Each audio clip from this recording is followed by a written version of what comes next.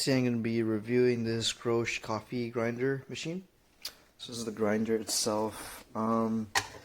There's not much instructions aside from like turning it on, but I'm assuming that the number 1 is smaller because the whole thing looks smaller and number 20 is bigger.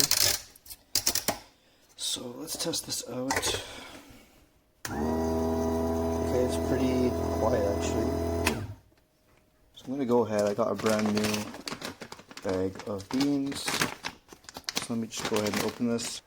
Okay guys, I just put a couple beans inside just to test it out. I kind of want to flush the machine out before I use it because I kind of always do that, but let's see.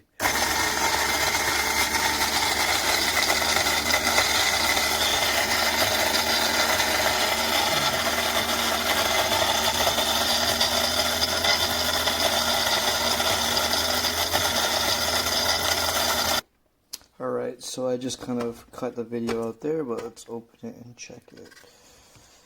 So it looks a little not that small for like espresso, but let's go ahead and put it in.